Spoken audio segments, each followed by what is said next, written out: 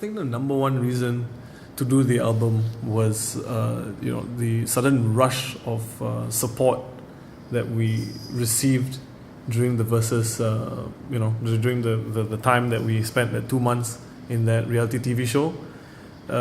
We really went in as the minnows. I think there's no two ways about it. Every other band there had a bigger fan base or was more well known. So we were really the dark horses going into that. And then, we came out of it being second place. So, and we couldn't have done that without the support of, really, it was people of all walks of life. What's nice is, it's funny how these things form, how this camaraderie in a sense formed. So this is our way of giving back to them.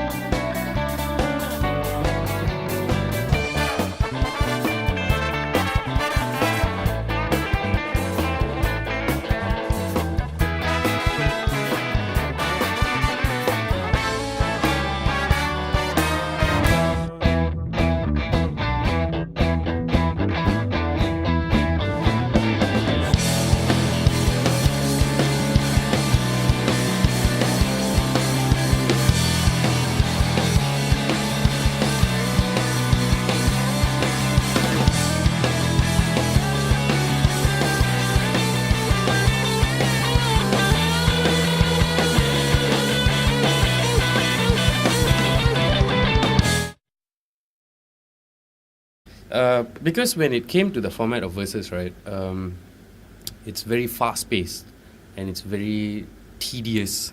So we basically, in reality, maybe only have a day or two to work on the songs. Because in between, it's a weekly show, right? So in between there's sound checks and there's this filming, that filming, all those things. So I guess our strategy throughout was, use things that we know work, songs that we know work. We would just come in grips with, with the whole schedule of you play on Friday afternoon, you go and stand by a Friday afternoon, you play Friday night, you stay until very late to meet people and shake hands and take pictures. And then on Saturday is immediately back to work.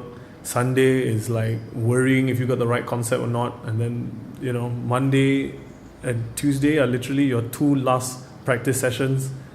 Wednesday is the sound check, and by sound check they actually record that version and put it on radio that following weekend. So what that means is on Wednesday you've got to have it spot on. So for us, dealing with the pressure of that, maybe the first week was okay, second week was okay, third week it started to get to us. I was falling sick.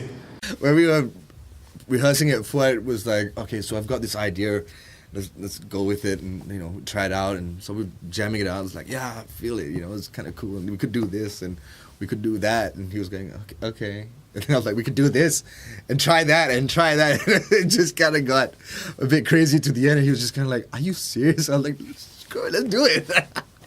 And everybody goes like, all right, it sounds actually quite interesting. Yeah. So we jammed it out in the studio because we were doing this in his house, and we jammed it out in the studio, and everybody's just like, well, I don't know what to think. It's kind of, you'll hear it. Hopefully you'll hear it one day. So they were directly injected sometimes, these influences.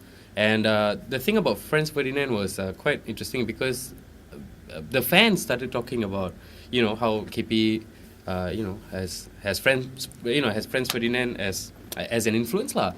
To that point, if there was, then it was coincidental. But we thought, people think that's the case, so it was the last battle song. Fortunately we got into the battle, although we lost. But it's CINTA.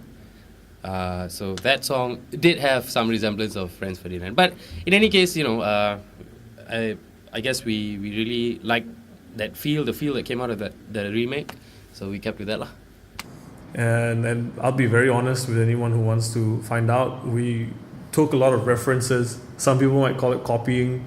I say it borders on influence, but definitely it was more of the Pantomount was necessity. We did what we needed to do to keep the show running. So, so you performed about 9 songs for Versus 2, right? 9 songs. So, which one is, do you think, the most memorable for you personally? Personally, I would say lagu yang kita main masa Rock Kedut punya minggu. Lagu dangdut lah, kita kena ambil lagu dangdut, cover lagu dangdut, make it into whichever way we want lah. So kita dapat lagu Rindu, then tapi the way we cover lagu tu memang kena lah dengan kepala aku. Kita main style macam British rock, macam block party punya style kan, with all the delays semua, masih intro tu. So lagu tu lah yang aku rasa paling kena dengan kepala. Lagu lain pun okay juga, tapi it's like kalau nak pilih antara semua tu, lagu Rindu lah. So it's a dangdut song, and bila orang cover a song, it can come out as a cover lah. Macam orang bilang ni cover. Tapi I think we made it in a way that it, kalau orang dengar, kalau orang tak pernah dengar lagu dangdut, lagu Rindu tu, orang would say like, oh, maybe itu original song dia orang kot. That's how memorable it was for me lah. And then Locke pun, one of the resident judge kata like, we put thoughts into the song. Kita bukan just main cover for the sake of covering it, but memang we did put a lot of thoughts into it. Macam basically kita ambil lagu tu pusing, turn it 180, not a dangdut song at all. Kita make it like something else, completely fresh, something completely different. Yeah, it was cool. Like with KP, it's not the first time I've sung for the band. We've done some covers. Sometimes I used to switch, so that was fine. It was just the Malay part of it. Singing Malay, you're learning sounds. I don't understand what I was saying. I know what the song's about. I know what they mean. I know, but like remembering words, you don't remember the words in their direct translations. You just remember sounds. So understanding it helps you with the emotions of the song, the feeling of the song. But remembering is a whole different ball game, you know. So it was tough, very tough. I was freaking out even 3 minutes before going on stage. I was still backstage with the lyric sheet, just saying it over and over again with Khalil, our manager, who was there kind of like correcting me if I was saying something wrong. No, it was nerve-wracking. And then when it happened, it was just kind of let loose and have fun. If I mess up more. And thank God I didn't. It was nerve-wracking when you find out Siti Nuraliza was a judge. That was what the plot. So. I would say, for me, the most memorable, well, maybe this just ties into the kind of person I am. I don't really focus too much on victories. I tend to focus more on failures and how to learn from them. They say only a fool learns from his own mistakes. Well, I'm glad to be the fool in that sense, as long as I learn from my mistakes. And there was this one week, the third week, where we did Rindu by Amelina. And, on some level, it was a great victory for us because it was a very frustrating song. It's number one, it sounds like a mess, like a circus. Well, the original, no offense, Amelina. But, and the song just repeats. It's just a verse and a chorus, and it goes on and on and on. I think that verse, chorus thing repeats 4 times just to, I guess, make up the 4-minute marker. And for us to actually change that into a song that had dynamic and kind of starts off with a bit of mystery, and it also pays homage to our punk and post-punk heroes, was kind of sweet. That's so difficult. I can't pick one song. Really, it's tough to pick one song, and I'll explain why. Kidong Mu, obviously, being the first Malay song we ever performed live, part of Verses, recording it, pre-recording, but the first song we ever did. Bunyi Guitar was the first song in Malay that we did in front of a live audience. you know, and you had to overcome your fear to be able to play a good show, you know, kind of get the nerves get the best of you, kind of let the nerves get the best of you. Then we did Rindu after that, and that was like, it was so much fun doing it leading up to the show that on stage I jumped and, you know, you'd see the entire, you know, crowd really respond and jump with you, and that was something very, very special. How we work, right, is relax is the wrong word lah, but it's we all have our own liberty, you know, to express as we please lah. But definitely, like you know, most bands, there's always a framework that we work around lah. So with our original music, Fuad usually is the main frame master, and then we just sort of pile things on. But rationally, you know, it should go in the same direction. So it's not like, you know, it's not like I can start playing tabla beats on it or whatever, you know. Well, I guess that's how you become a band, you know, if everybody is, you know, thinking on the same wavelength. Good fun. Great fun. You know, a lot of people do music for fun, and they do it as a hobby, and they have fun doing it, but they don't do much with it. They just, you know, play pubs or whatnot. We had the chance to go more than that, and nothing's changed, honestly. It's still the same guys. It's still the guys we have fun with, the guys we used to play games with. It's no one's really changed. Everybody's still who they are. There's no egos about it. There's no it's good fun. It really is good fun. Couldn't have asked for a better band, honestly. And me and Hyrie had a bit of a rivalry in the studio, and I was always like, yeah, I can do it. Whatever you can do, I can do better, kind of thing. We always have that thing going on between the two of us. I mean, obviously, we don't really go against what... I've always been a big fan of live recording. Macam all the band members main sekali kan. Because I feel that it really captures the energy of the song. I mean, not to say kalau like single tracking each instrument that doesn't capture, it does capture. Tapi live recording betul-betul put you on the spot lah. If you screw up once, then the whole band have to play again. It's just because of one person screw up that tiny bit je, kena main lagi sekali semua. That's what I love about live recording ah. Dia betul-betul put you on your toes, betul-betul kena buat, tak boleh nak macam nanti boleh cover tak macam tu. And then it really captures the energy of the band lah, sebab everyone in the same room looking at each other, like kita boleh tengok drummer like feeling energetic, so it's like playing live lah. That's why people love playing live, because you can feel the music, everyone's playing at the same time. So it's kind of like versus, but without the crowd. Yeah, without the crowd lah. Yes, exactly. In total, in Versus, we did 8 songs. So we kind of had to pick and choose. Also for us, it wasn't just doing the songs, but it was also a way for us to test whether we were able to record live as a band, you know. I think it's something that we hadn't done in a while. Our first time was when we did an album in Pussycat, and that was the only song that we recorded live. So it was a nice experience to attempt to go back into that again.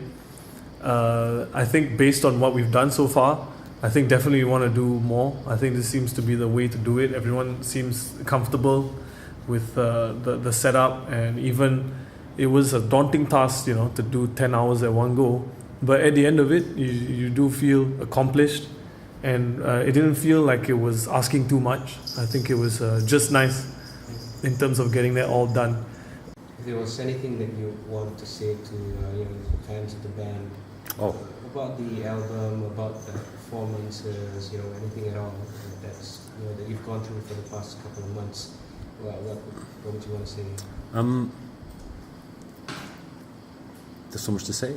I would start off with thank you to everyone who's supported us, who believed in us, who, including the ones that didn't believe in us and ended up supporting us. I know in the very beginning there's a lot of skeptics. We've never played in Malay before. We come to Versus and we show what we do, and at the end I think a lot of people changed their minds about us, and so thank you to those guys as well.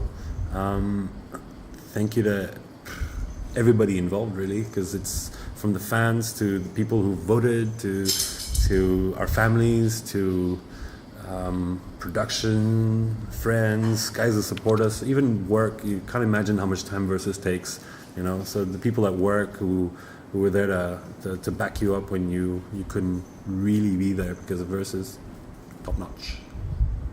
It's very simple. Just thank you for being there.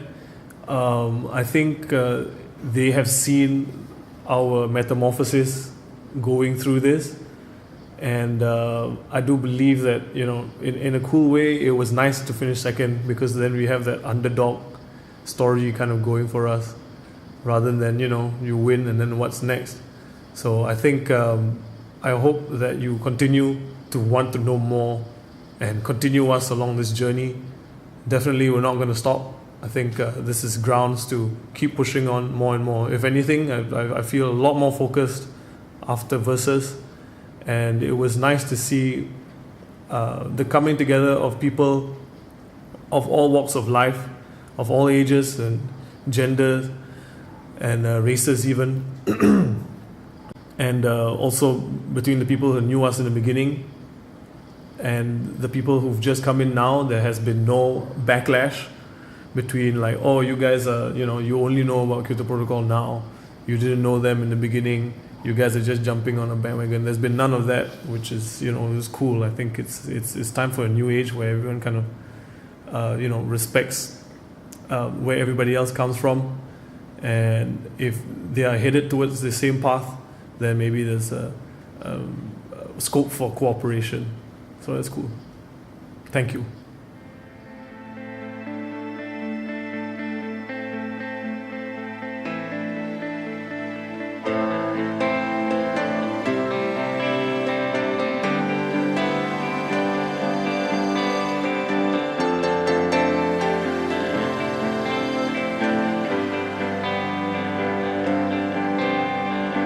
Air mata yang berderai, siapa yang menghapuskan? Hati dering dan gersang, siapa yang menaruhkan?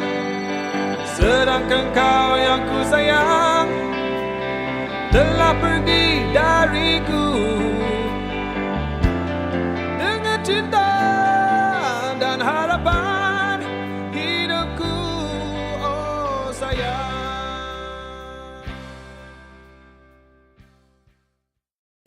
So you could probably say that you would remember that. That was really rememberable. Hang on, my dad's calling. About call me back in 5. 112. 112. Okay, bye. Yeah. We just keep rolling. Yeah. We just keep rolling. And then you got